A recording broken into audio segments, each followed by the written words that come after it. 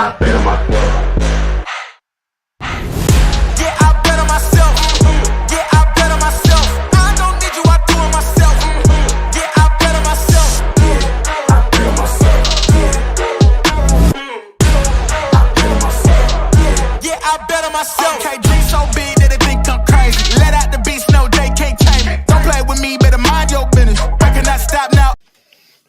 Welcome back to For Fantasy Sake, presented by Clint's Draft House Pizza and Grill on the For Frequency Sake podcast network, presented by Durham Remodeling, because even your fantasy lineup needs a little fixing every now and then. It's week 5 in the NFL, the point where 1 in 3 managers start swearing that they're just one play away, and 4-0 managers start printing off their playoff t-shirts, and half your bench is questionable with emotional reasons.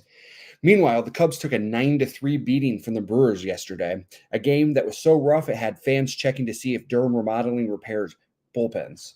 But hey, it's best of 5, not best of 1. There's still life, even if yesterday looked like life of a struggle instead of life of a showgirl. Speaking of that, Taylor Swift dropped her latest album this week, Life of a Showgirl, and as usual, it broke the internet and a few defensive schemes. Fun fact, after Purdue's loss to Illinois, the Boilermakers are now 0-11 in games that happened after Taylor Swift album drops. At this point, it's less of a curse and more of a tradition. I listened to that album front to back multiple times, and I'm still not sure if Wood is about Travis Kelce's tight end routes or his tight end routes. Either way, he's scoring in more than one way. I've got Joe and Mason with me here today. We're diving into week 5 storylines, fantasy risers, and figuring out which NFL player is going to get the next Taylor Swift song. So grab a slice from Clint's. Thank Durham Remodeling for keeping the lights on, and let's get into it. Week 5 starts right now.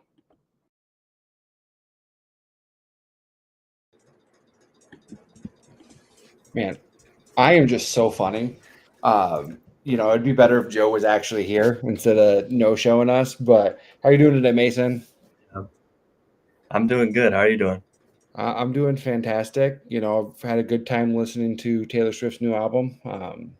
I have not got a chance to listen to it yet. It's as the kids would say, a banger. I guess you're a kid, so you would call it a banger. Yeah. She cooked. So I'll have to give it a listen. I have heard about that Wood song. I haven't heard the song, but I've heard people like it and are interpreting it a certain way about Travis Kelce. It's definitely interpreted. You can interpret it multiple ways. Yeah, I could definitely see that. Did you enjoy college football yesterday? I did. I got the chance to watch a little bit of the Florida-Texas game, and I can't really say I'm surprised with Texas's lack of offense. But I was really surprised that Florida was able to put up as many points as they did. And then big Kansas fan, so stayed up to watch that game against UCF. Good close game. What about you? So I watched quite a few games yesterday. There was a lot of upsets. It was a really good game, really good day in sports, even without the NFL yesterday, because we got some really good college football. The playoff games were decent. At least 2 of them went down to the wire. Illinois got another big win in a trap game. They play Ohio State next week. Sad that Central Florida lost. Not sad about that. I am shocked that Penn State lost. Yeah, Penn State lost. Iowa State lost at Cincinnati. Mm-hmm. Cincinnati's a sleeper team. They're now 2-0 in the conference with 2 pretty promising wins for their offense. They haven't really been able to be stopped, so they might be a sleeper team to make the Big 12 championship and maybe make the playoff.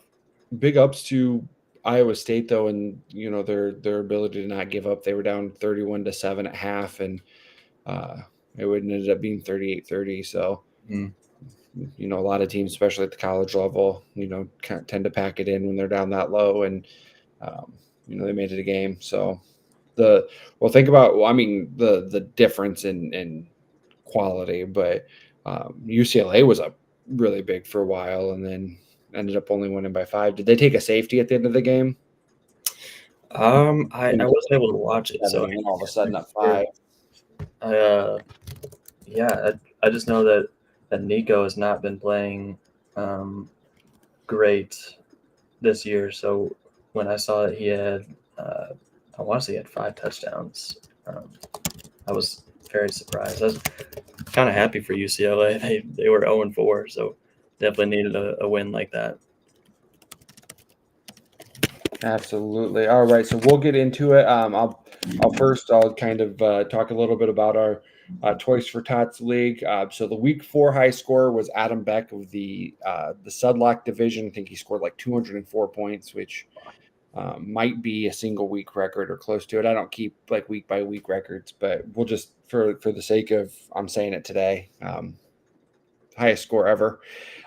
He's also the leader in the clubhouse through 4 weeks, so he's leading the entire 204 team league. He's also Doug's nephew, which is kind of cool. Congratulations to Jeff Brown. He finished 149th last week, and that was the number that Mason picked. So he wins a Hungry Hobo gift card. Doesn't really need it. His wife is like a district manager at Hungry Hobo, but when Mason picks number 149 and you finish 149th, you get the gift card. Congrats, Jeff. So Mason, I need you to pick us a number between 1 and 204 for this week. I'll do 28. 28. All righty, let me put that in there so I don't forget. Let's do one on the side of 200 this time. I kind of went on the higher end last time, so do it. Yeah, it's all good. So, so in this league we have I think 17. We have 17 12-team divisions. The top team from each division gets like a bye into the second round, but the top 102 teams make the playoffs. So we cut it in half, and it's kind of like basically a free for all. Just got to finish in the top 102. Just standard PPR, or how's the scoring? So it's kind of goofy. This year, we kind of, since it's such a big league and we do it for charity, we kind of like try to throw like different wrinkles into it. So this year, it is PPR, but it's like you start a kicker, and then you start 8 flexes and 1 super flex. Wow. So there's no like position requirements. I've come to notice that the waiver wire is just barren. Like there's quarterbacks, and we nerfed quarterbacks. So like not every team even starts a quarterback. So instead of getting 1 point for every 25 yards in this league, quarterbacks get 1 for every 50. Gotcha. But it's a good time. It's something different. Like I said, it's for charity. So it's not like people are out here winning, millions of dollars to win the league. They do get a chance to win a gift card every week. And the grand champion, so the last person standing from the 204 get 2 passes to golf a deer run. So that's cool. All right, let's talk a little fantasy football. Our first segment here today is Tired or Wired. This is one thing I feel kind of very strongly about. I kind of want your opinions. Tired or Wired, defense and special teams in fantasy football? I think it depends on the app that you use, because in ESPN, or I played Yahoo one year, but mainly ESPN, it wasn't really an advantage or disadvantage. I feel like having a defense or special teams, but once I switched to Sleeper, there were defenses scoring 20s. I think there was, I can't remember the Vikings, that game that Isaiah Rodgers had 2 touchdowns. They scored 1. So I think that in serious leagues, definitely tired. Like I don't think that you should be able to start a defense. Just it's basically off luck. I mean, all players are, but defense. Yeah, there's a most of the time when you're like looking at the general players, like there's like a variance of, what you think a player is going to do versus what he really does. And it's like, okay, I'm starting Christian McCaffrey this week. He's projected to score 17. If he scores 30, I'm not going to be that surprised. Mhm. But you look at like Minnesota's defense that week, they were probably projected to score like 5 to 8 points, somewhere in that. And then all of a sudden they score 31. That's what made me decide that I texted our group chat that day, and I'm like, after this season, I am not playing in another league with defense and special teams. It's crazy to score 30 points in a week for your defense. And I didn't lose because of it. I ended up losing by a ton that week, but it put me in such a sour mood. And I had Pittsburgh's defense that week scored 20. So it's like, so you're thinking that we're getting 50 points out of our defense. And then in the only other league where I have defense or special teams, I played against Pittsburgh. Mhm. So I had 50 some odd points scored against me by a unit of players. So I'm saying that defense special teams is tired. If you really want to use to not make it just all, if you don't want to make it just like all offensive players, play IDP. But let's get an individual defensive player in there. Definitely. What about, because in one of my leagues we kind of gone away from kickers, where we don't. Kick the kicker too. So both defense, special teams, and kickers just gone from leagues. Yeah, they could be gone. The only reason, so we do have a kicker in the Toys for Tots league, and I think the only reason we have a kicker is we've got a guy who plays in a lot of the leagues. Like he's like, hey, I want to play. He donates, so I'm all about it. Like, and he was all about kickers. He's since kind of softened his stance on kickers. So I'm like, all right, we'll leave kickers in there. But I think that might be my only league that I run. I say for one. So I do have two leagues. I have the Toys for Tots leagues, and then we have a golf themed league, and we have kickers in that. But give a little variance to the kickers. We get a point for a field goal made, and then you get 0.1 points for every yard of the kick. So if they kick a 67-yarder, they're not just getting that standard 5 or 6 points. They're getting 6.7 points, and I think that makes it more fun. I think that like that. Again, it's a weird variance. So like Brandon Aubrey a couple weeks ago scored like, maybe it was our game against the Giants. That when he had a 60, he ended up scoring almost 30 fantasy points that week. So, I mean, there's variance in anything. I just think defense is just so hard to predict. I think it is too, and I think that with defense, like I think a defense and kicker can win you the week easily. Say you're going against someone who just has 10 points from their defense, 10 points from their kicker, like that's a great week for those two. But you're going against, say you go against the Vikings defense that week and you go against Brandon Aubrey and they're together in the same week. I don't agree with those two positions being able to outscore quarterbacks or receivers that are doing way more, in my opinion. Sure. It's kind of like, so we honestly, this conversation could have been had maybe 5-7 years ago about tight ends, like requiring tight ends, because if you had like a top tier tight end, you were almost going to win every week because you had, that ability where, I'll use Travis Kelce as an example because he was, the guy putting up a ton of points back then. He's scoring 25 points, and the average tight end is maybe catching 4 balls for 40 yards and maybe a touchdown. So then all of a sudden, he's scoring 10, 15 more points than every other. I mean, there were the other guys that caught a ton of touchdowns, like Jimmy Graham, Gronk, stuff like that. But if you didn't have one of the top 5 tight ends, you were losing by 15 to 20 points just at that position. So I think tight ends are a little, they've come back down to where there's less. For sure. I mean, there's so much more variance. Like, there's like look at Harold Fannin. I think he, has use. He was probably like a low drafted tight end. Rookie David Njoku, who's been really good on that team, and today he has 4 catches and a touchdown.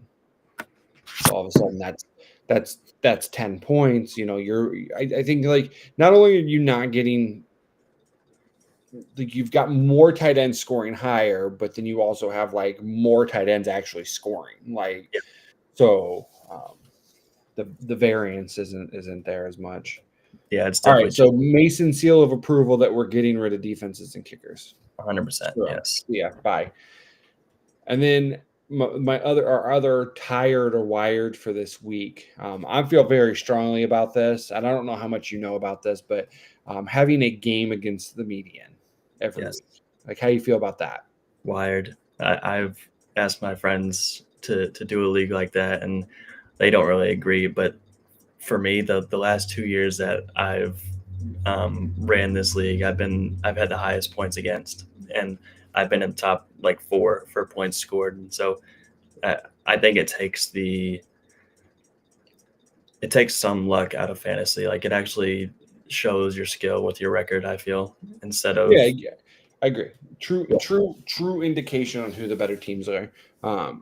At a league last year, I think I was maybe like third or fourth in scoring, and I went undefeated. Like I went 13-0, 14-0. I don't know how many weeks we play in regular season football right now, but I went undefeated. But it's like I was able to. I kind of looked each week about hey, what was the median score, and I would have finished like second or third in the league because I just think it gives a true indication of what teams are better versus what teams are luckier.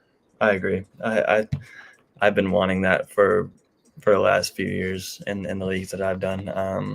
I think it'd be a really fun league format. In our golf league that Joe and I are in, the guy who was in first place in the actual sleeper standing, so like our matchups don't matter in this league. It's all based on like penalties and bonuses and stuff like that to get golf strokes. He was in last place in the strokes, so he's like 10 over. But in matchups, he was 3-0. So he was the top team in the standings. He won all of his matchups, but he was always in like the bottom quarter of the league in scoring. So if you look at that, if we're playing against the median, he's all of a sudden 3-3 instead of 3-0. Yeah. Again, the matchups don't matter, so that's irrelevant. But you've got teams who score 80 points and win, and you've got teams that score 150 and lose. I know. Is it? Are people against the median scoring that you know of, or how do you? So I just there's leagues where I've just not seen it. Like I brought it up in that league where I went undefeated because I'm like, I think every league should have it. We have it in the Toys for Tots league. So people every year inevitably will ask, well, how come I have two losses this week? Well, because you're I would love if there was a way where I could input a score and it could be that for the entire league. So instead of just your 12, you're playing against the whole 204. I think that would be really cool. But yeah, I would like to hear an argument against it. Other than it's not traditional, like it's not. But like I'm old enough you've probably never played fantasy football non-PPR. Like I'm old enough to remember like back when we didn't get points. Not only didn't get points for catches, didn't get like fractional points. So you had to have 10 yards to even get a point. Yeah. Shoot, I've been playing fantasy football so long that you didn't even have like a way to like track the stats on the thing. You had to pay for live scoring. So I'm sitting there with a notebook and a piece of paper trying to figure out my score Sunday nights. Was PPR not always a thing? Nah, I would say. I mean, Doug would probably be the grand poobah on this. I want to say like my big league, we probably added PPR to that like 10 years ago. Okay. So, and we were probably 4 or 5 years into the league before we added PPR. Now there's even other variances like points with completions, and I have a league where we get 0.25 points per carry. I see. So things are just changing so much. Patrick Mahomes is awesome in that league, by the way. Is he still leading quarterbacks in rushing yards or no? I think so, yeah. Because Lamar got hurt last week, and I think maybe he had like 25 before he got hurt. Did he get hurt? Who knows? Right. And I think that apps like, I'm sure you can do it on the other apps too, but Sleeper that I've been using for the last few years makes it so easy to change each individual scoring. Yeah. And so it really opens up the possibilities for different creative leagues that aren't like the others. I'm in a league. So I don't know if you ever heard of the Scott Fish Bowl. It's like the big like fantasy industry league. There's like 3,000 people in it. Mhm. So Sleeper doesn't have the setting yet, but MFL, where he runs some of the leagues on, does. So you get points per target. Oh, wow. So But Sleeper doesn't have it. So like instead of, since Sleeper doesn't have points per target, he awards like an extra point per reception. okay. So like the points are probably a little different whether you play on one website versus the other, but Right. Yeah, Puka Nacua would be a steal in that league. yeah, points per target, no joke. No joke. All right, so we're saying tired. Defenses and kickers are tired. Game against the median, wired. Yes. For those of you watching right now, send us in some questions. We'd love to answer your questions live on air. With just being Mason and I right now, the chances of us agreeing are strong. So Yes. we got a 50-50 shot that we're going to agree. So we'll head to commercial, and then we'll play a little fantasy Tinder Sounds great. as soon as I figure out where the commercials live. Durham Remodeling has been serving the Quad Cities area since 1973. And with over 50 years of excellence on their track record, you'll see why it's so easy to trust their experts when it comes to all of your home improvement projects. This family-owned business has you covered on all your needs. Protect your home or building from the elements today and get great roof repair services. Need new windows? No problem. Durham Remodeling can upgrade your windows and doors. Whether you want to upgrade the little details in your home or office, or want to tear a room down and start fresh, the expert contractors at Durham Remodeling have your back. Even the smallest changes can completely transform your space. Ready to start entertaining your friends for backyard barbecues? Durham Remodeling will help you plan, design, and build your deck and patio for the perfect outdoor space. Durham Remodeling's work is 100% guaranteed, so you can rest assured that you're getting the best service around. Call 309-786-6715 today for your free estimate for all your roofing, siding, flooring, windows, and painting needs. That's Durham Remodeling, 309-786-6715.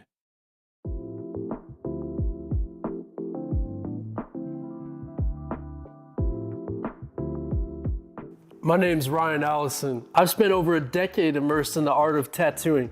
Sharply honing my skills has materialized into a diverse and prestigious body of work. Each tattoo reflects my relentless pursuit of excellence, and every client I work with is a living embodiment of that unwavering commitment. I will gladly and wholeheartedly embrace your distinct vision.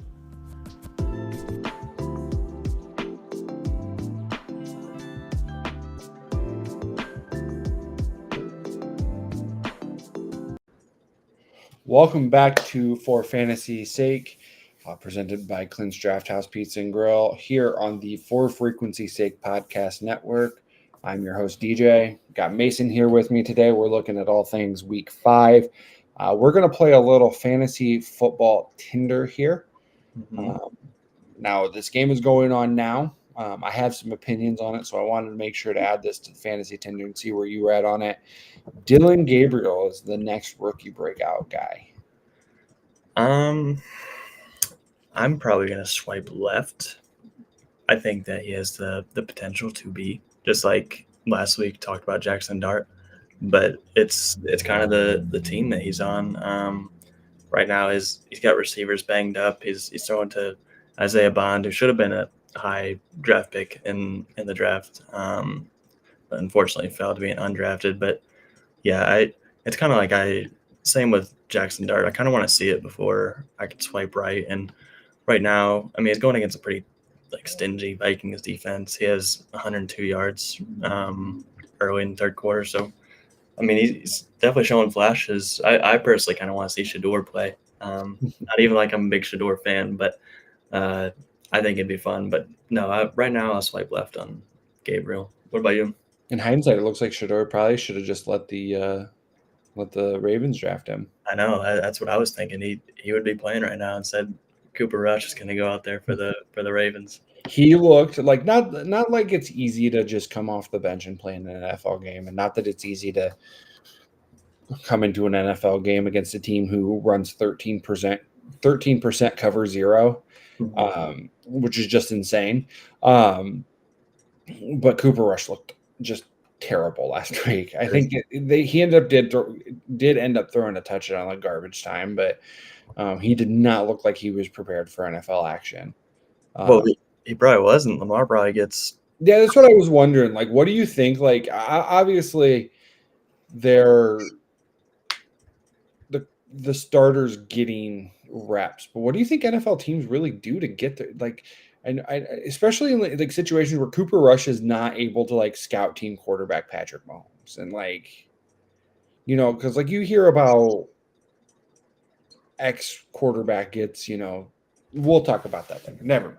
So back to the subject. I feel like Dylan Gabriel, I'm gonna swipe right, and I feel like maybe you go like on a coffee date with Dylan Gabriel. Yeah. Just kind of feel things out. I think we super underrated like Bo Nix and Justin Herbert like as Oregon quarterbacks, and then all of a sudden, like, you know, I remember texting somebody, my God, Dylan Gabriel is going to be awesome. He's going to be fantasy breakout, you know, no matter where he goes, because he went to Oregon, and like these guys have been awesome. And thing about the pedigree with Oklahoma, you know, we now think their last 6 quarterbacks are all starting quarterbacks in the NFL. Yeah. I could see it. Honestly. I'll swipe right, maybe go on a coffee date, see what it's all about. Not a dinner date quite yet. Huh? Not a dinner date for Dylan. Not a dinner date, not even lunch, like not even like tell my friends I'm gonna, you know, go get coffee with Dylan Gabriel. And maybe it's like a coffee shop in another town, so I don't see anybody else. But yeah, I'll swipe right. That's fair. I think there's an opportunity. Like you said, they've got some like injuries, but they've got like a nice little core that they can like grow with. I think that was kind of like my take with like Manziel when Manziel was there. You know, it's like, okay, at what point do you just say, okay, we're going to let these rookies grow? So you've got Bond, you've got Fannin, you've got Judkins. You know, why not throw Gabriel and or Shador out there and kind of like, this is the future of your team. Like Kevin Stefanski is going to be a really good offensive coordinator for somebody in next year. Year in, year out, as long as Myles Garrett's there, that defense is it's top 5. Like, I don't know that this team grows like with Stefanski as the head coach, but you've got an opportunity to let guys like develop together. So maybe like Cedric Tillman's pretty good. I know he got hurt last week. He's young. And you've got you've got Njoku and you've got Judy, who can kind of be like those veteran presence to help those guys grow. I think there's a chance. Yeah, so I'm gonna swipe right. I'm hoping it's like you swiping left. It's like that girl that just doesn't have her stuff together, and then, you know, in the future she does, and Mason's gonna be like, oh man, I should have swiped right. I know. I 100% think he'll be like, he has a potential, and I love seeing rookies play well. I like seeing their snaps improve week in, week out, like Woody Marks last week. I'm rooting for him. I'll say that. Speaking of Woody Marks, behind our top guys like our McCaffreys, our Barkley, that's a good transition. Cooks. Do you kind of agree with me where that it's becoming more than ever just a wasteland at running back for fantasy purposes, for fantasy sake? Yeah, it seems like it's kind of like that tier list where up here you have the S tier, you have the Barkley. No, I'm not even putting Barkley up there this year. I'll put Cook. McCaffrey's running away with it, like, from everyone right now. Like Cook, McCaffrey, Taylor, Bijan, and then everyone else. I mean, like Gibbs kind of. Yeah, Gibbs.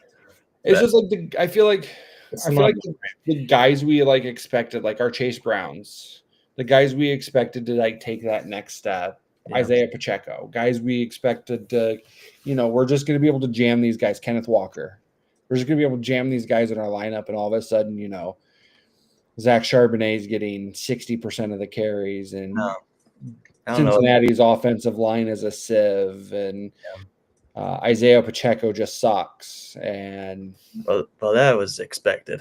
yeah, no, I agree. I think that the Chiefs bias in you is coming out. He had a good rookie year, but I've never been a big buyer of Isaiah Pacheco. We've got a swipe left-ish comment here from my buddy Jeff Deuster. He said he still can't get over Gabriel's "football shouldn't be played outdoors" comment last year, which is kind of a problem when you play in the AFC North. That's very true. But more teams agree. More teams are starting to agree. The Bears are looking to put a $10 billion stadium that I'm going to end up having to pay for because they want public funding. With a rough, I think whenever the Royals and or Chiefs move, the Chiefs are going to have a stadium with a roof. Like, teams agree. It's wild. Like, football outside's fun.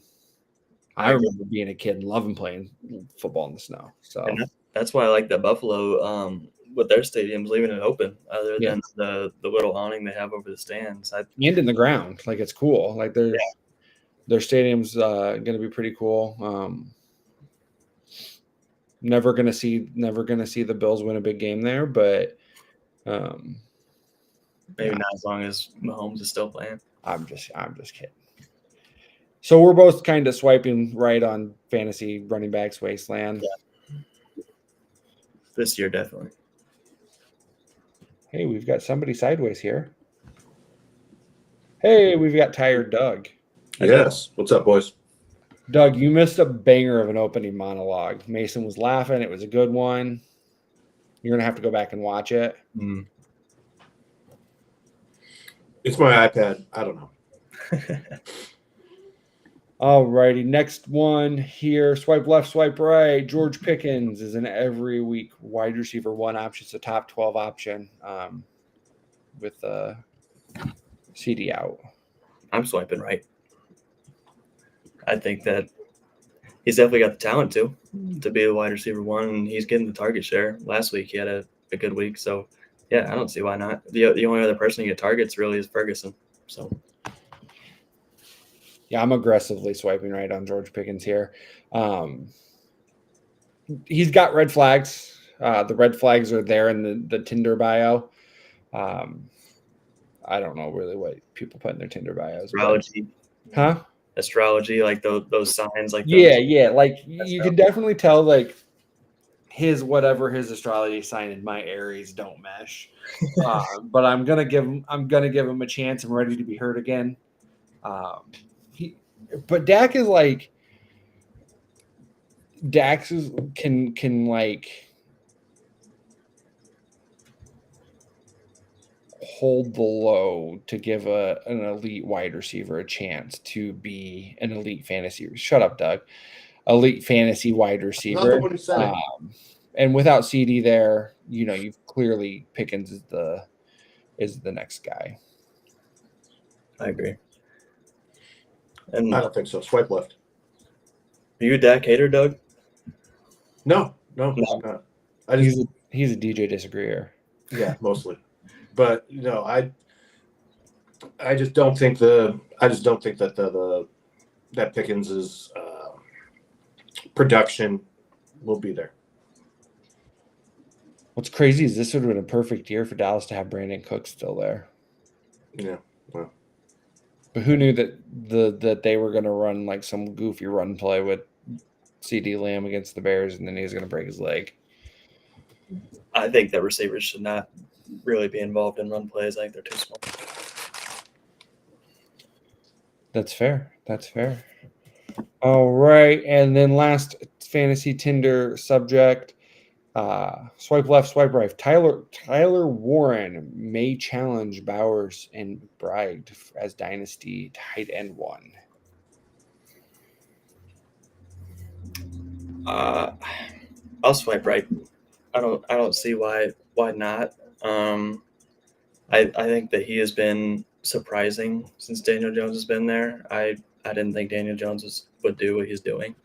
And I was kind of wary of all those Colts receivers, wanting to stay away from them because I didn't know how they'd be.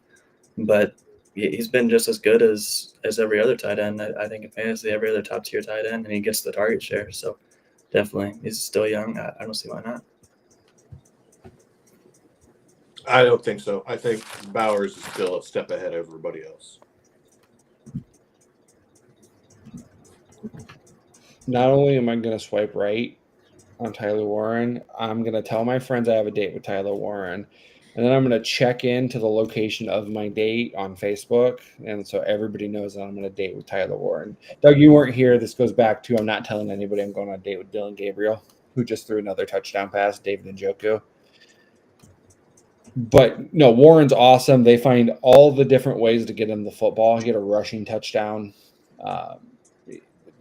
He's just so involved in what they do, and they're going to be successful because Tyler Warren exists. Does it blow anybody else's mind that kickers are like number 25? Like, I think there's like a running back out here kicking field goals, and it's just the Browns kicker. Do they have the number restrictions of what numbers they can wear or no? No, so it just blows my mind. Hey, Doug, when do you think like PPR became like relevant? I'm going to say in like the last like 10 years, right? No. Maybe. No. I remember going off the year I took Sean Alexander number 1 overall. So like 2008? Ish, yeah. It's almost 20 now. Bless. Thank you. Bless you again. Doug, I want to get your opinion, wired or tired, on these subjects real quick.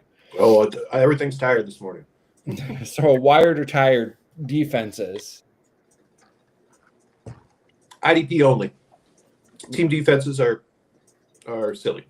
You just agreed with Brian. You just agreed with me, Doug. That's dangerous. That is dangerous. And then I know you agree with this one, but I'm going to ask you, tired or wired, game against the median. I hate that. Oh, really? Really? Yeah.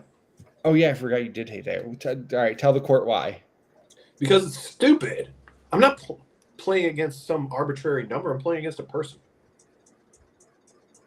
It's not arbitrary. It is arbitrary. It's not. Does it change week to week? Well, yeah. Then it's arbitrary. You're arbitrary.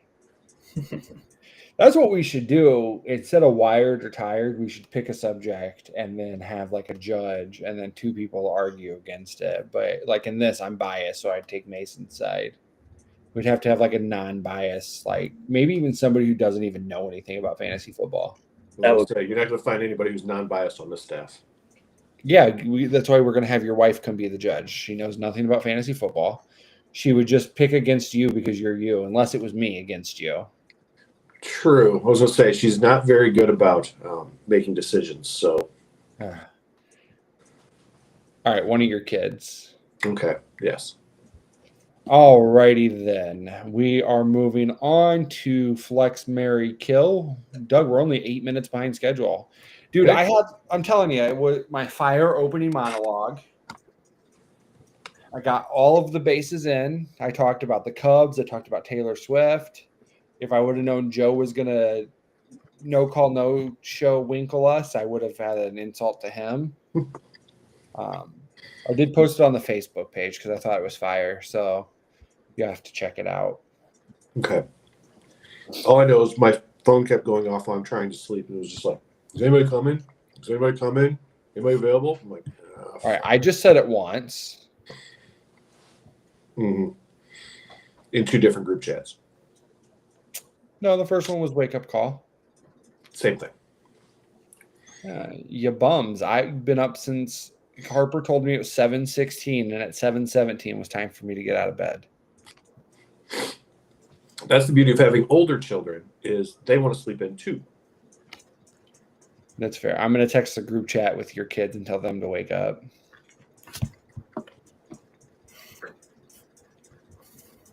All right. Flex, Mary, kill, running back position. Chase Brown, Travion Henderson, or Zach Charbonnet. I think that personally, I'm between kill Henderson or kill Charbonnet because Henderson still doesn't get the snap share for me to feel comfortable playing him. If you've ever been curious about the shift in culture in New England, it was the fact that Ramondre Stevenson fumbled, then got the very next carry on the next drive. I know. Fumbled, recovered it, and got the very next carry. Yeah, it's Bill Belichick would have cut his ass in the middle of the game. I know. It seems so hard-headed to the way that they're using the running backs there. I think that Trevion's should be the lead guy. I think he's got the most talent, but they're just not using him in that way. They're in love with Ramondre. I think Ramondre is actually good. I think he is too, but I think that Henderson's ceiling is a lot higher than Ramondre's is, personally. So I would probably, just for the week, I would kill Charbonnet, flex Henderson, marry Chase Brown, and that's a very questionable marry because even though he gets the touches that Henderson doesn't, they can't get in the red zone, so can't score. So really, I'm not a fan of any of those guys, but if you had to, that's what I would do. Mason's getting an ironclad prenup. I think I would ball all of these guys up into a paper ball and throw it in the trash. That was my initial reaction as well. So I'll kill Henderson and then flex Charbonnet and then start Chase Brown. I will sadly agree with that. But I feel dirty. What were you doing? You were agreeing with Brian?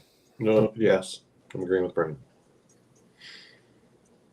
Oh, that's kind of cool. I like that. That is cool. And I made Doug go sideways again. Damn it, man. That was cool. We're going to have to do that at some point. Like, if we ever start getting a lot of comments again. Yes. Send in your comments.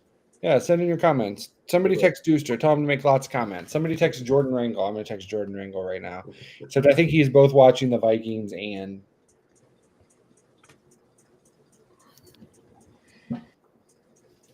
alrighty. And the next flex, marry, kill, we've got Marvin Harrison Jr., Wandale Robinson, and Brian Thomas Jr. $1.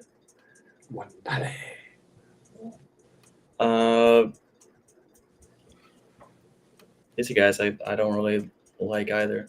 I'll probably marry Brian Thomas Jr. just because he's done it last year. Marvin has a lot of dud games, so flex him and then kill Wandale since Russ isn't out there anymore. But if Russ was out there, I'd probably marry Wandale. He fed him the ball like crazy. Yeah, I'm going to, you know what, just to be contrarian. Because I know Marvin Harrison has a lot of drops, but I still, in terms of talent, I'm still taking him number one. I will flex Brian Thomas Jr. and Wandale is going to have to open it up. I don't know. I was going to say something that was going to be bad.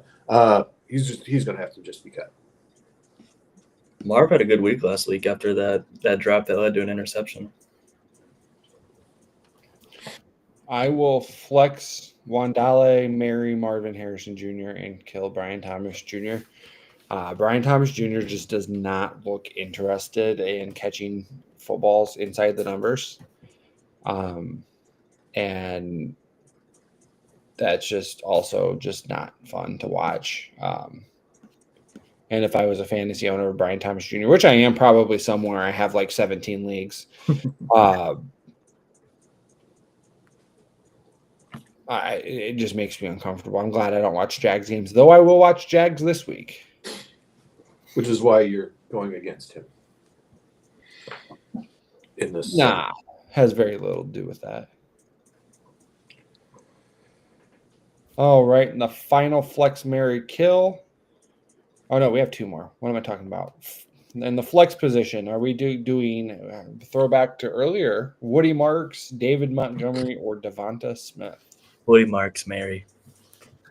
The other two, I'm not as interested in. I am so in on Woody Marks. He had 28 points on 56% snap share, 21 touches.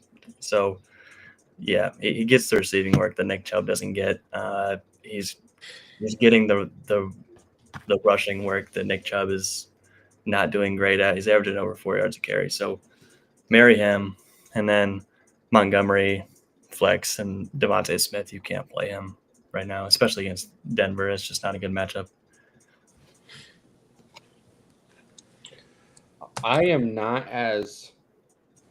Oh, I killed Doug. They killed Kenny. I'm not as for. I'm not as for Marks and Montgomery as I am against Devonta Smith. So I will kill Devonta Smith for sure. And then I'll flex Woody Marks and start David Montgomery. Interesting. So what is going on with the Philly passing game? Because they're still playing quite well, but they can't seem to be able to throw the ball. They don't really need to. And I can't even say that Saquon's getting the carries because he's averaging like 3 yards a carry. I think all they do is tush push from what I see on the internet. They false start on the tush push too. I think tight ends get a lot of work there. But yeah, Goddard had 2 tutters last week. Yeah, and they're both really short ones. One of them was a shovel pass. Yeah. The receivers are not getting work. Yeah, I just see everybody was up in arms about A.J. Brown, and then he finally had a good game last week, and then Devontae Smith shows up on this week, and I'm like, what the hell is going on in Philly? I saw something like just kind of I don't know. It was a push notification, I think maybe from Fox, about A.J. Brown and Devon. Yeah, A.J. Brown and Devonta Smith are reportedly frustrated. Here's the latest on the turmoil in Philly. I'm like, y'all just won the Super Bowl. Like, calm down. Yeah, but to their point, they're not getting anything that they should. Like A.J. Brown, he's had one game, 109 yards this season, but the second highest is 27. So I think they have every right to be pissed off, personally. The Cowboys are reportedly expected to be without left tackle Tyler Guyton, left guard Tyler Smith, right guard Tyler Booker, and center Cooper Beebe today. Tyler Cooper Beebe? So they're missing their entire offensive line. Is what They got Joe Stoden and Deuster with a good. Honestly, think the Philly receivers are borderline unstartable rest of the season. However, I would start both this week because I think they will make a concerted effort to get both involved. I think that's a solid take. Yeah. And probably as we get closer to playoff time, you'll see them pick up a little bit too. I don't know. I think Philly might be like they're going to probably try to grind it out as we get close to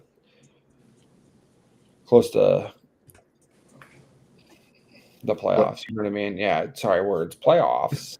I think that eventually they'll try and give him the ball, but even if I truly believe that they're gonna go out of their way to give him the ball, I still wouldn't feel comfortable starting him this week because at least one of those guys, probably A.J. Brown, is going to be guarded by Patrick Surtain the entire game, who held Jamar Chase to 1 catch last week. So, I think that eventually they'll get it. I don't agree with starting them this week personally.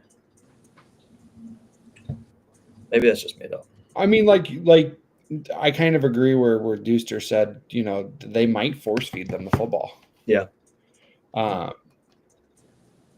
So the only thing that would make me like not confident in that is one, they haven't been good, and then two, they only threw 6 passes in the second half last week, and 0 of them were completed.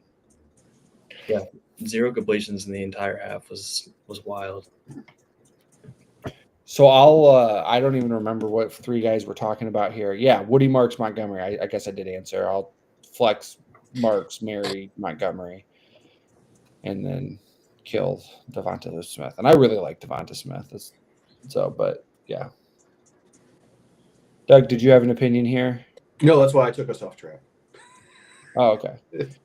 And then last flex, Mary, kill, super flex, Jalen Waddell. I guess we can't do Jordan Mason because he's playing. Let me give you a different name here. I'll give you a quarterback here. Doug, did you watch any college football yesterday? I did not. Did you watch any baseball yesterday? I watched 2 innings and then took a nap. I knew Because it was answer depressing. that. Anyway. I watched Great British Bake Off. Here's a good name. All right, last one in your super flex. I guess this is more of a flex question. Jalen Waddle, Xavier Worthy, or Rashard White.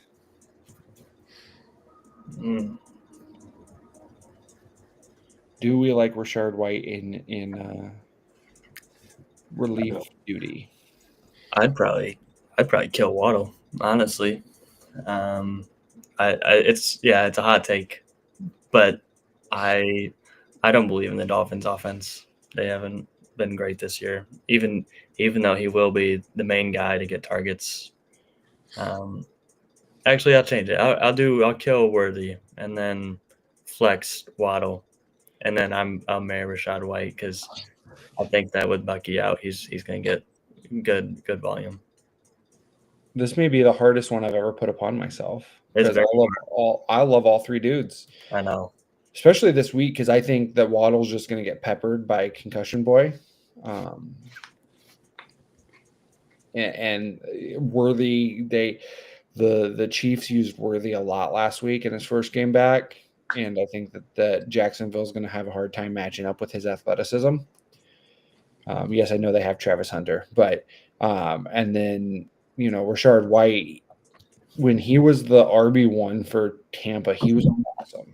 Like, he was like Christian McCaffrey, like he was like Alvin Kamara. Well, you know what I mean? Where you could put him on the field for all 3 downs. He would probably catch 2 passes and run the ball the other time. Bucky Irving just does all of those things, but better. So that's why he's the running back there. But White's not a slouch. Like, White would be the best running back on several teams in the NFL. Yeah. I think if you have to ask this question, then you're in a good situation. So I think I'm gonna. I'll kill Xavier Worthy too. Yeah. I think the biggest worry with Worthy, that say that 10 times fast, is will he get in the end zone? Like, will he score? And then is he more valuable to them running like drags and posts, or is he more valuable running end arounds where he's not getting you that extra point? And will Travis Kelce plow him in the middle of the field and ruin his collarbone or shoulder or whatever the injury was? Hopefully it doesn't happen again. All right, Doug. It's you, bud. I am going to start Worthy, flex Waddle, and kill White. Kill who? The other guy. White. Okay. I didn't realize I put all W's in there. Worthy, Waddle, White. Alrighty, let's play a little Wheel of Division. I didn't actually spin the wheel, but since I'm a gracious host, I'll let Mason go first. And since Mason and I are both here, we need Steve here. Steve would make this perfect. We're going to do the AFC West. Yes. Best division. Second best. And so we're going to draft a fantasy team, Mason. I know we didn't do this last week. We're going to draft a fantasy team. We'll round robin. We'll go Mason, Doug, me, Mason, me, Mason, Doug. Okay. Right? Yeah. Mm-hmm. All right, first pick. I'd take Amarion Hampton. Doug? Give me Trey McBride, just so I don't have to. Trey McBride doesn't play in the AFC West. Oh, Doesn't AFC West. God damn it. I was like, I got a guy in the West. Like, they just had the tight ends up over here on the fantasy football show. AFC West? Correct. Fine. Give me stupid boy. All right. So Mason takes Hampton. Doug takes Travis Kelce, whose birthday is tomorrow. We should end the show by singing him happy birthday. You go for that. Yeah, that's all you. I'll take fuck it, I'll take Patty. Doug? I will take Cortland Sutton. I like that. I will do. Hey, it's my turn. Don't skip me, jerk. It goes. Okay. I see. I thought that you had 2 picks back to back, and then it went to Doug, and then it went to Nope, me. it's round robin. Okay. I'll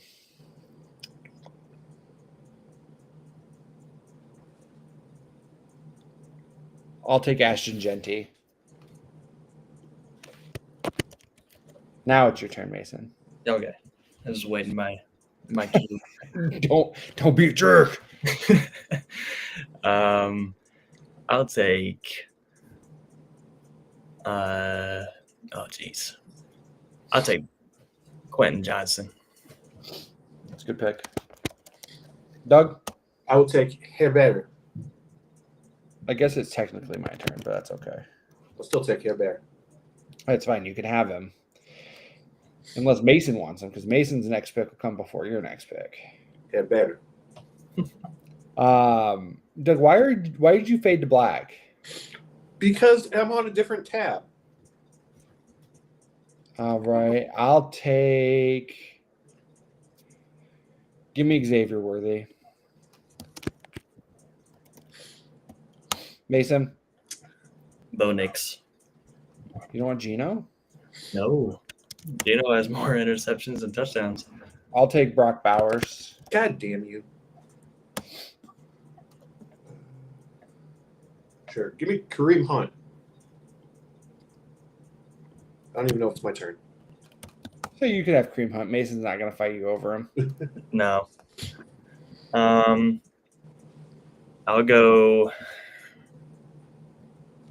I gotta think. RJ Harvey.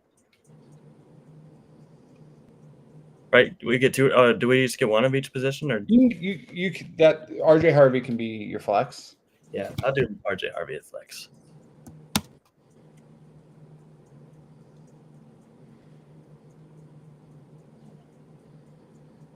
Doug?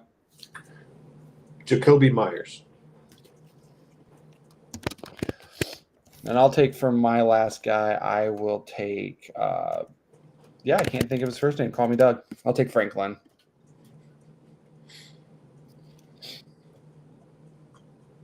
And you need a tight end here, Mason. I'll do Evan Ingram.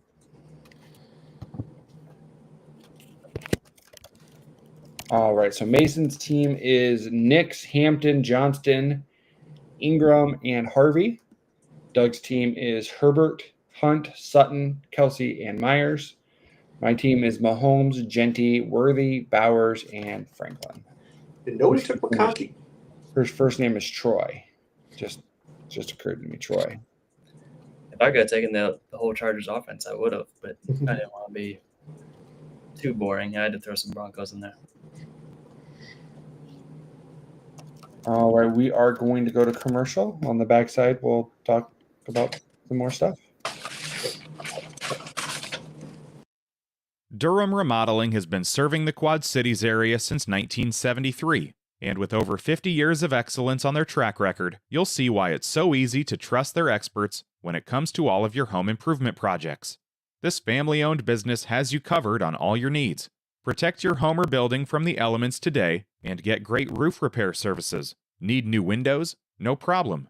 Durham Remodeling can upgrade your windows and doors. Whether you want to upgrade the little details in your home or office, or want to tear a room down and start fresh, the expert contractors at Durham Remodeling have your back. Even the smallest changes can completely transform your space. Ready to start entertaining your friends for backyard barbecues? Durham Remodeling will help you plan, design, and build your deck and patio for the perfect outdoor space. Durham Remodeling's work is 100% guaranteed, so you can rest assured that you're getting the best service around. Call 309-786-6715 today for your free estimate for all your roofing, siding, flooring, windows, and painting needs. That's Durham Remodeling, 309-786-6715.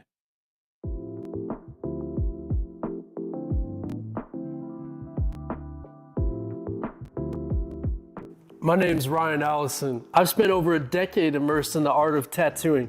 Sharply honing my skills has materialized into a diverse and prestigious body of work.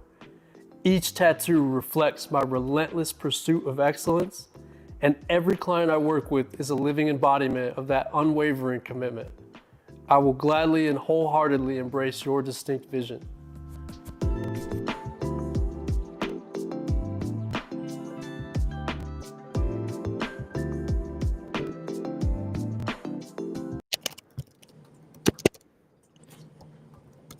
Welcome back to the show. Welcome back to For Fantasy's Sake, presented by Clint's Power, Clint's Draft House Pizza and Grill on the For Frequency's Sake. There's Doug's Cat Network, presented by Durham Remodeling. I am DJ. That is Doug. That is Mason down there. Anybody got any bold takes for today?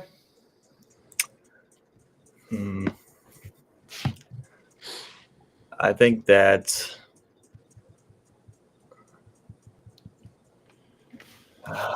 Keenan Allen gets 27.2. 27.2. That's a number. Yep, random number. And also, Jeff in the comments said that Bowers is out. Both Brock Bowers and Michael Mayer are out, so I can't even. Man, I just really buried myself there. I'll take. Well, shit. Who is it? I took Kelsey. You took Ingram. I don't even know who plays tight end for the Chargers. It's Gadsden. He's a rookie. Yeah, I don't want that guy. Give me whoever tight end one for the Raiders is now. I'll take Noah Gray. How about that? I'll take the Chiefs backup tight end, Noah Gray. Yeah. So I'm going to actually go through the inactives because we used to do this as this portion of the show. I'm only going to read the fantasy relevant one. So JJ McCarthy's out. They already played anyway. So let's see. Lamar officially inactive. Patrick Card. The Ravens are Lamar, Awuzie, Humphrey, Ricard, Roquan Smith, Kyle Hamilton, and Ronnie Stanley all out. For the Dolphins, no Jalen Wright. Panthers, no Jatavian Sanders or Chuba. How do we feel about Rico Dowdle today? I think if anything, probably flex for me at best.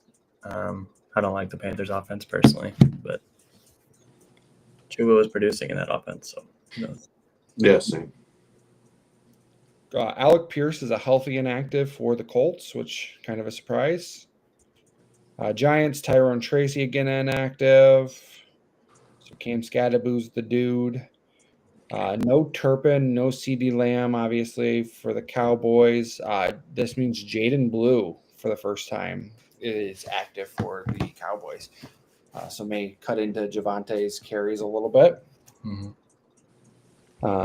Let's see, Broncos, no McLaughlin, Eagles, standard stuff here. Everything else is late window. Deuster says Malik Washington over 20. I think that's a not a bad. They seem to go to him a lot in the second half after Tyreek obliterated his leg. So I think that's a really good take. I, as a Waddle manager, would prefer Waddle to be the guy that blows up. But having Malik Washington blow up would be good. Where do we think for Arizona's backfield? There was everybody kind of went out and got DeMarcado off the wire when Warren or not Warren, Trey Benson was put on the IR. But then Michael Carter mentions that he's the starter. Like, where are we? First question is, which guy would you rather have? Second question is, are you willing to start either guy? I'd rather have DeMarcado just because he had more receiving work. Like Michael Carter had 1 carry last week.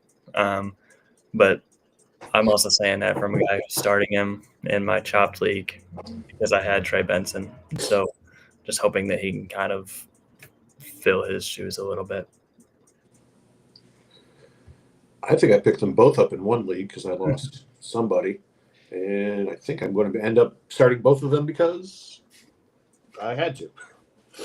Yeah, this week between injuries and then having Bears, Packers, Steelers, and Falcons all on a bye was kind of a I'm in a couple of leagues where guys, their entire bench on sleeper is grayed out. So everybody on their roster is either on a bye or hurt. Mm-hmm.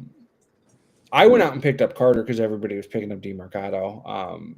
Carter went to the Jets with high draft stock, and then just kind of jetted out of there. I think there's potential if he's the workhorse,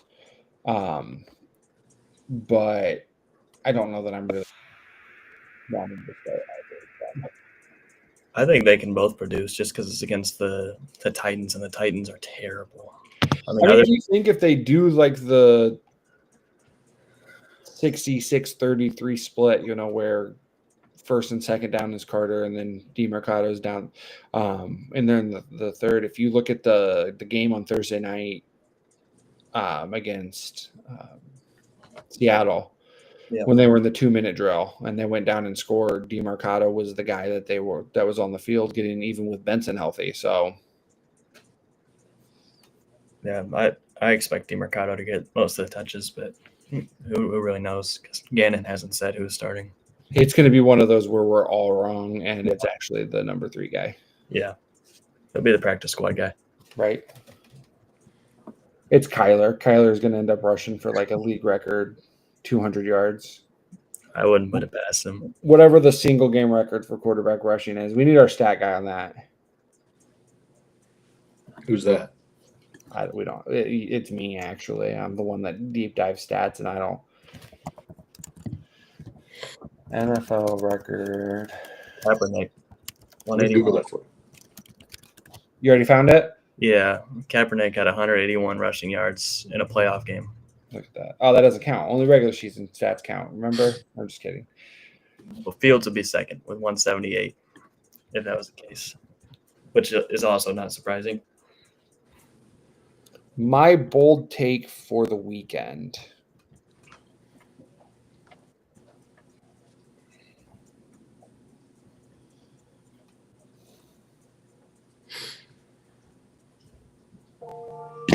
Drake May 30+. 30+? That's pretty bold. That's a lot of points.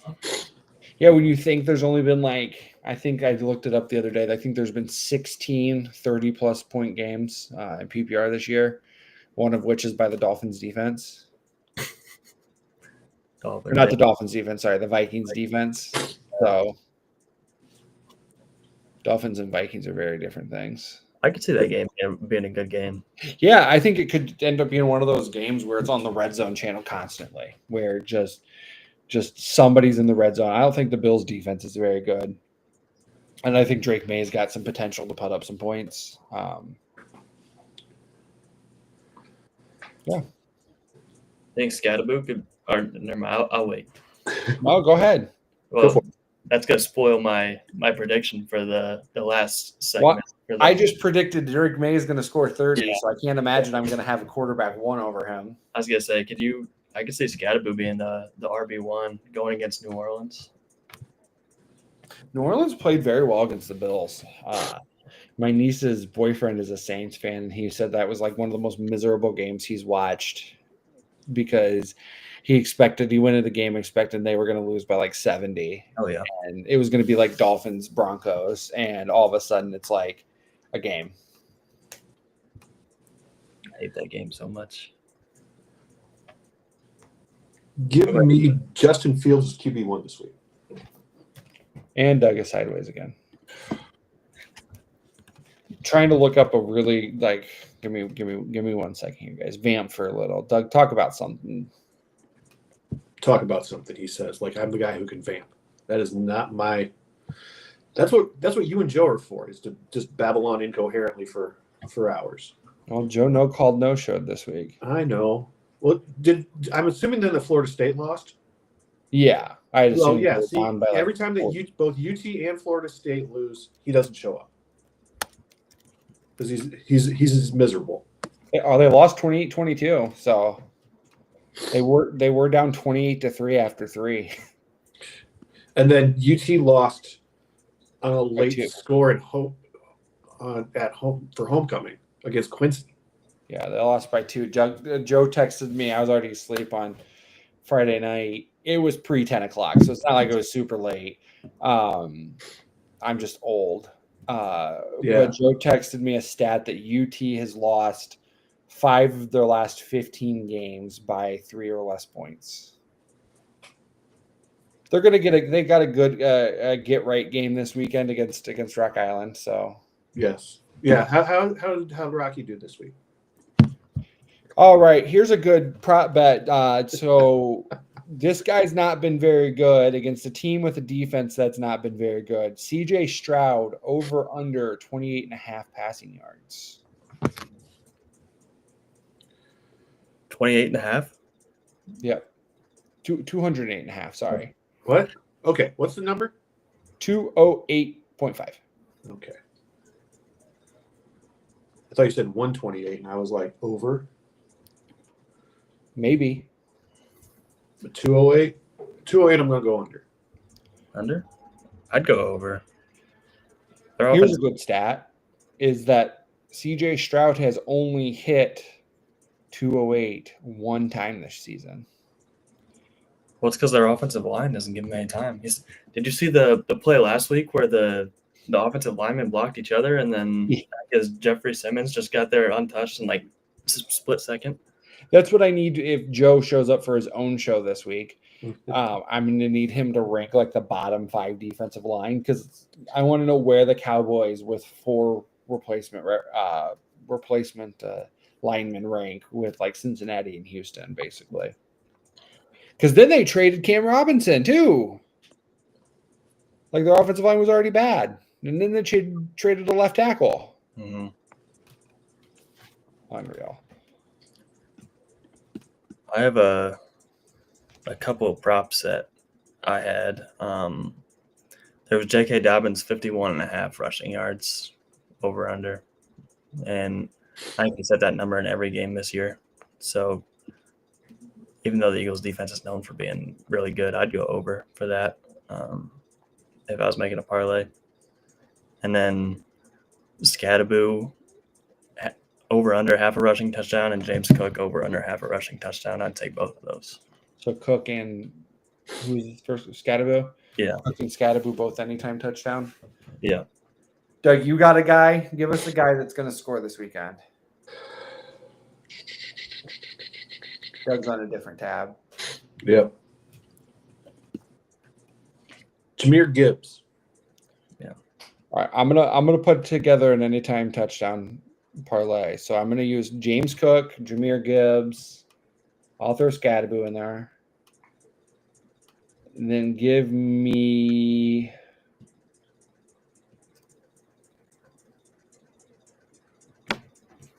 Might as well throw Jalen Hurts in there. He gets a rushing touchdown every week. right. I was that so far that's the guy in my brain.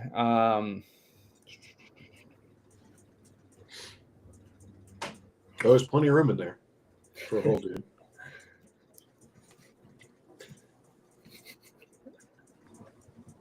Give me Rashard White. So I'm throwing it in here right now. We're going to parlay Scattaboo. Even though I have to pay taxes on my 10-cent bets, which are stupid. Doug, is that tired or wired? That's stupid. That's tired. All right. So anytime touchdown on Scattaboo. Who was your other guy?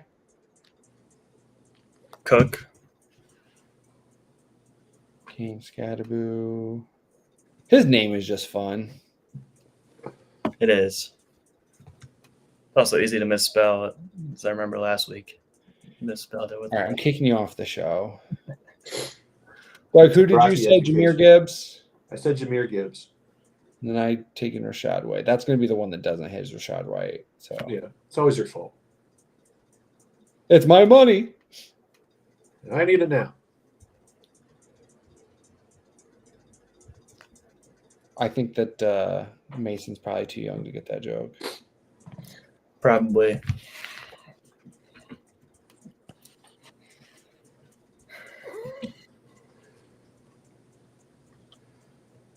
What team did J.G. Wentworth play for, Mason? JG Wentworth played for a team? I thought that was just Shut a commercial for the money. Shut up, DJ. JG Wentworth, 877 cash now. I know that commercial. I'm not that young. Okay, that's what we were. That's what we were alluding to. That'd be embarrassing if I said a team and acted like I knew, like I was 100% positive. No, yeah. That's pretty funny. All righty. We got a couple of questions in here. First question here, Drake May or Jaden Daniels? I'll go May for the week. Daniel's going against the Chargers. And he's coming off that injury. Yeah, that's what I was thinking too. Is he's coming off the injury? Might need a week to get his sea legs back underneath him. And I think McLaurin and Noah Brown are out, so not really much to throw to. Yeah. I kind of have to go Drake May because I predicted 30. So it'll definitely be Jaden Daniels now that we all three said. Mm-hmm. Drake May. All right, pick 3. Okay, so set this guy's lineup. Brian Thomas Jr., Lad McConkey, Chris Godwin, and Wandale Robinson. I will sit Wandale. I'd probably do the same, honestly. Godwin got a lot of targets last week, and he dropped a few, so he definitely had some points left out there.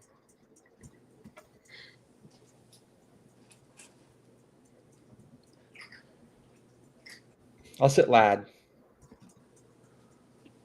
Eventually, one of these weeks, he has to do something, right?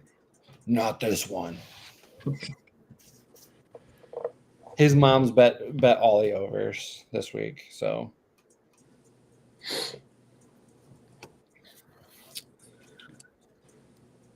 All right, Woody Marks or Rico Dowdle? Woody Marks. And give me Rico Suave. Rico Suave. I'll go Woody Marks as well. Be wrong. I don't care. Then we've got Baker or Justin Fields. I already took Fields QB1, so.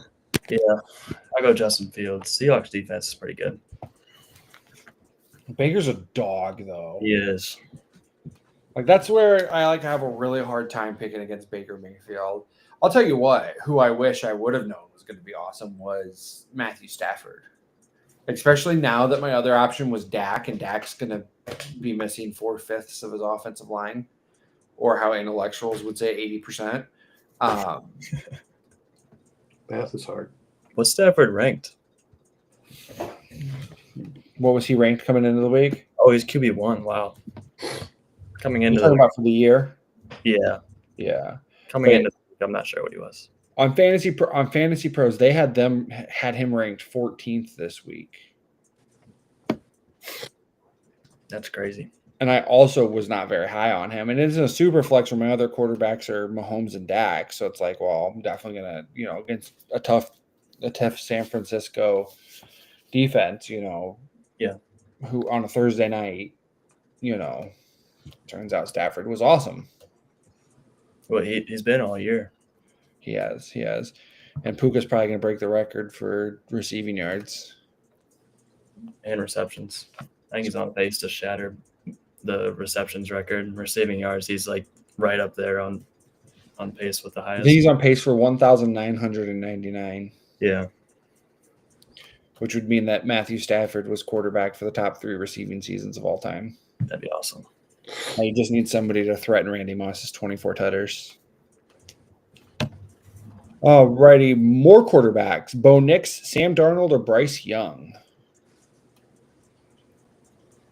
Bo Nix. This one's easy. Who's Carolina play? What's that? Who's Carolina play this week? I don't think it's a good. Miami. Yeah. So Nix against Philly, Young against Miami, and Darnold against Tampa. I'm going to go Darnold in a shootout. I see that. I think that game could be really fun. My Baker stock hopes it's really fun. I'm biased, but I think Darnold could easily be the top scorer of those 3. He's been a lot better this year, and I want to be right, and I want it to be Darnold and not Nix, because I don't want you to send me unsolicited Bo Nix picks. I might have to if he has another good week. That's what I'm going to get when the Broncos and the Chiefs play. You're just gonna send me a bunch of Knicks picks. Yeah, I'll spam your phone with them, unsolicited. I'm going to swipe left on that, buddy. I will take Bo as well, just to piss off DJ. Yes. I ain't going to be mad. I'm like so generally during the course of a week, because I don't like cheer against teams. I cheer I want the teams that it'd be better for the Chiefs if the Philly won. Just because, well, 1, strength of schedule, and 2, they'd be beating the Broncos. So that's generally what I cheer for. Whatever is better for the Chiefs. However, I kind of want to see the Eagles lose because I kind of hate Nick Sirianni. I don't hate the Eagles, but I hate Sirianni. So I just want bad things to happen for them. I don't think it'd be crazy if they did lose. I don't think that their offense is that good. But they keep winning games, so. Yeah, the worst thing to happen to the Eagles so far this week is former quarterback Mark Sanchez got stabbed. So he was a quarterback. Yeah, after he started it. Yeah, wasn't Mark Sanchez on the Eagles? Yes. Wow. Eagles and the Bears. Bears. And the Broncos. And the Jets, infamously. Oh, righty. And then our last one for the week, pick 3. Oh, no, that was the one we already picked. Pick 2. So it confuses me because on the side chat, it goes from down, up to down. And then on here, it goes down to up. So I get confused. Pick 2, Khalil Shakir, Darren Waller, Chase Brown, Michael Carter, or DeMarcado. I think this is a list of guys that you don't want the least, I guess. Well, you got to join best ball game leagues, man. Because I want to be in one of those. That'd be so fun. Then you don't have to worry about managing it each week. Which of these 2 to pick? Which 2 of the turds to start? Yeah. I'll say Shakir and Waller. I'd probably go DeMarcado, and Chase Brown has to have a good week eventually. I'll go DeMarcado and Chase Brown. Damn it, I was going to go Shakir and Waller, so I'll go Shakir and Carter. I want to just stay away from the Arizona backfield for right now. And then all of a sudden, it's then they play next week, and we're staying away from it next week because we're still not sure. And then they're on a bye week, and then all of a sudden, Trey Benson's back, and it's then you really picked up these guys and wasted my fab. Yeah. So spent $100 on or $100 fab on Trey Benson out of 1,000 last week just for him to Just for him to be broken. yeah. That's rough. Alrighty. I guess the only person who hasn't committed to a QB1 this week is Mason. So who's your QB1? You already said Fields. I'll go Jared Goff. I thought it would be funny because I said Drake May. Doug said Justin Fields. If you would have just gone with the layup and be like, yeah, I think it'll be Josh Allen. No, I probably should pick the basic guys like that, but no. Yeah, but it's more fun because like Doug picked Romeo Dobbs last week of all people, and then Romeo Dobbs goes out on Sunday night and just balls out. That's a great pick. Yeah, I like picking the guys that you don't expect. Hence, AJ Brown last week, who had like 1 point. All right, Mason's RB1 was Cam Scattaboo. Yep. Buggy?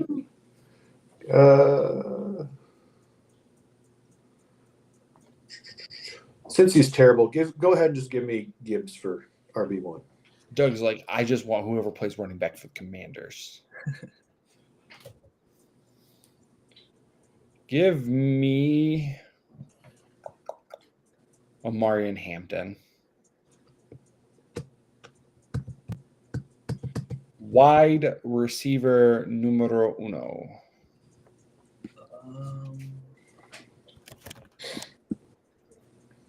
Go with Mecca Buka. Say that 4 times fast. That is hard. It's kind of like, what was the one you said earlier? You said something earlier that'd be hard to say fast. Also, Something about Worthy. yeah, I knew it was a W. Worthy. But I don't even remember now. Yeah, worthy or something like that. Yeah, Worthy. My only worry with Worthy.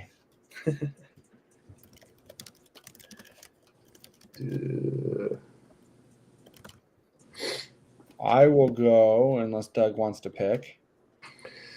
ESPN has Nico Collins as wide receiver 1, so I'm going to go with that. I go Jackson Smith and Jigba. Mm. If we're gonna get a shootout, both me and Mason need to be sort of correct. I hope it's JSN. I have him as my wide receiver 1 in fantasy. They just run the ball too much. It's so annoying to watch Seattle. And tight end 1.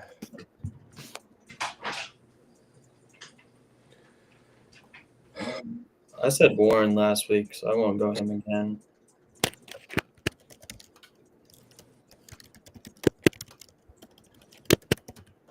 Icky poo poo. I really need to brush up on my wide receiver, my tight end knowledge. I'll go Mason Taylor. I will go.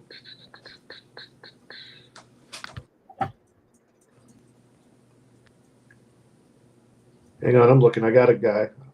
As soon as I figure out what his name is. Dallas Goedert. And I will go with the Brig Redwood, the birthday boy. I'll go Travis Kelce on Monday night. I don't think that's crazy. I have a question with my team, actually, not the chat. Would you guys start Jawan Johnson or Mason Taylor, who's been getting good targets?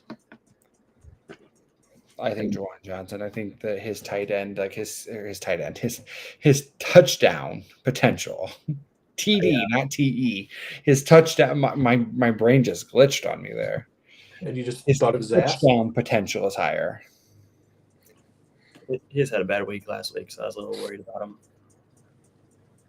And he's coming off an injury. He was limited all week, so wasn't sure. You guys got anything else to add today? Doug, don't start Brian Robinson. He already played. I don't think I have anything else. All right. Well, we'll take us home, and that's a wrap here for week 5 of For Fantasy Sake, presented by Clint's Draft House Pizza and Grill on the For Frequency Sake podcast network, brought to you by Durham Remodeling, keeping your home and hopefully your fantasy roster from falling apart one fix at a time. Big thanks to Doug and Mason for the takes, the laughs, the occasional stat that might actually help somebody win a matchup. Don't forget, set your lineups. May your sleepers rise, your stud stay steady, and your kicker not go full blank space on you. For Doug, Mason, I'm DJ. Good luck in week 5.